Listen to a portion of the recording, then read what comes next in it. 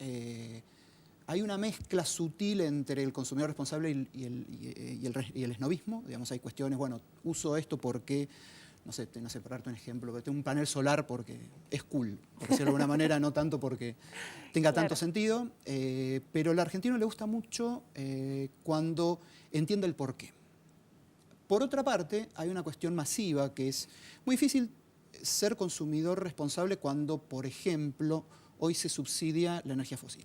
Entonces, no tiene ningún sentido, digamos, pensando en el caso de energías renovables, no tiene ningún sentido, digamos, decir, bueno, ¿cómo voy a invertir en energía renovable si es 100.000 veces más barato la energía fósil que está subsidiada por el gobierno? Claro. Entonces, por eso yo digo, es una cuestión de conciencia, de los que hacen las leyes, de los productores y del consumidor. Yo en argentino lo veo con deseo, cuando hay más oferta, la persona toma conciencia.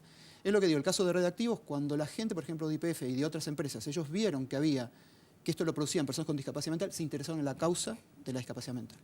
¿Cómo estamos en materia de leyes? Que es una de las patas que estás diciendo vos, ¿no? Ya se está obligando a poner algunas etiquetas que nos dan cuenta de cuán eficientes son a nivel energético algunos productos, pero no más que eso, ¿no? No, no más que eso. No, yo personalmente, Argentina en leyes no está fuerte en ese tema, inclusive si lo estuviera, en la Argentina el tema de hacer cumplir las leyes también es otro tema. Podemos tener las leyes, pero tampoco se cumplen y no necesariamente eso termina habiendo responsables. La realidad es que no estamos, con lo cual todavía en Argentina, a diferencia de países europeos, sigue siendo una cuestión de conciencia del consumidor. Yo soy un consumidor, bueno, sobre todo por suerte esta nueva generación la vemos que viene con la cabeza cambiada en ese sentido, con mayor conciencia ecológica y ética, por suerte. Y quiero pues, promover el consumo sustentable. ¿A qué tengo que atender? Bueno, lo primero que uno tiene que ver es si primero, tal vez lo más importante es ver si necesito realmente lo que voy a consumir, si yo tengo 3 pares, para que voy a tener un cuarto par o algunas cosas. Un consumo innecesario. Porque cada producto no solo tiene huella de carbono, que todos sabemos, sino tiene huella de agua. Porque para cualquier producto, hacer producto también se reutiliza agua, agua que es digamos, potable y que en realidad se necesita y que se utiliza para producir. El segundo punto tiene que ver con, digamos, ver, como mostraba muy bien el informe, las certificaciones. Si hay certificaciones o no. Hay certificaciones de comercio justo, hay certificaciones de orgánico, hay certificaciones de si es biodegradable, etc. Entonces uno dice, bueno, ahí lo primero es poner el foco en darse cuenta que existe. Entonces yo digo, bueno, consumo este detergente que es biodegradable. Entonces pago un poco más y empiezo a probarlo. Y entonces empiezo a generar de alguna manera ese tema. Y en algunos casos, particularmente por ejemplo el tema de la moda, que hay mucho, hay una cuestión de darse cuenta que detrás de todo eso, que en algunos lugares hay explotación, ahora puede haber oportunidades enormes de hacer un bien a la comunidad. Hay lugares, por ejemplo, en Pilar, una fundación llamada Matriarcado, que ellos han juntado una cooperativa de mujeres que están en todas las zonas de villas de Pilar para producir, le compraron lanas, no sé, etcétera, algunas herramientas y producen ropa. Y eso después ellos lo venden y hacen comercio justo. Entonces la persona, cuando uno produce y uno muestra esa ropa, uno le puede interesar saber cuál es la historia detrás. Sí, por supuesto. Y eso se llama trazabilidad. Hay muchos productos que buscan la trazabilidad. Y entonces uno dice, este producto fue hecho en el lugar, o por ejemplo esta yerba mate guayaquí fue producida, no sé, en Misiones, bajo todas las leyes que corresponda y regenerando ecosistemas, etc. Entonces eso a la gente le interesa. Claro, entonces, y es como un valor que se le agrega a ese producto. Se le agrega muchísimo y lo hace absolutamente distintivo. Claro. Tarde o temprano va a ser obligatorio. Mientras no es obligatorio, es diferencial. Claro. Y mientras es diferencial, la gente lo pueda pagar, le interesa. Pero lo lindo es que sea masivo, porque eso es lo que verdaderamente va a establecer. Va a producir un cambio. Va a producir un cambio. Se dijo algo en el informe que me pareció novedoso, ¿no? Es que muchas veces no pensamos, el tema del traslado de los productos, ¿no? Muchas veces, bueno, ambicionamos por lo raro, por lo diferente, o porque nos da alguna connotación de que puede ser de buena calidad un producto importado y no pensamos en lo que ha significado trasladarlo, Totalmente. ¿no? Eso de la huella de carbono porque eso es realmente huella de carbono. Hay cuestiones, ¿por qué quiero comer una fruta que no es de estación? Y la tengo que traer, no sé, de Ecuador o no tengo ni idea, de Filipinas.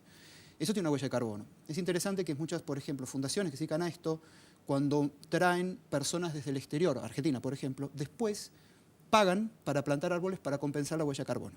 ¿no es cierto? Esa es una práctica habitual también que está surgiendo.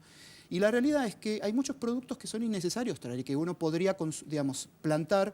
Es como esa tendencia a centralizar todo por una cuestión de competencia y de márgenes, porque la escala productiva, como Nike o cualquier otra, la escala productiva produce márgenes mayores. Claro. Eso en este momento hay como una especie de fenómeno inverso, donde uno trata de descentralizar para evitar ese tipo de cosas.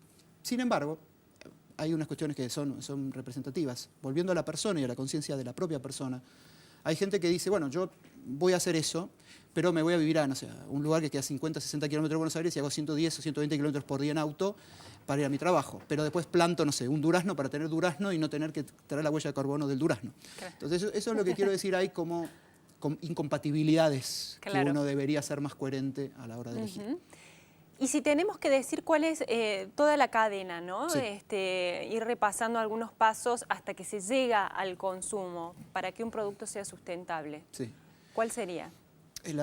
Lo primero es, si tomamos un producto, por ejemplo, que requiera la interacción con el ecosistema, lo primero que hay que entender es que el ecosistema tiene que ser sustentable. O sea, esa interacción tiene que ser positiva para el ecosistema y para el hombre.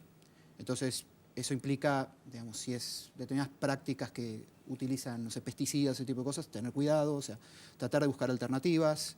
Luego de esa interacción es cuando todo el proceso, digamos, intermedio en la cadena de valor, que es, digamos, la distribución, digamos, lo que sea la manufactura, etcétera, es respetar no solo las leyes, pues las leyes pueden ser, por ahí, como en el informe decía, por ahí no había ningún problema en la fábrica de Nike, según las leyes laborales locales, claro. Pero desde el punto de vista, digamos, una referencia ética global, sí habría problemas. Entonces, lo que uno dice es tratar de no solo respetar las leyes, sino también encontrar cómo se puede, en toda esa cadena, dar los márgenes y el reconocimiento que corresponde a cada uno.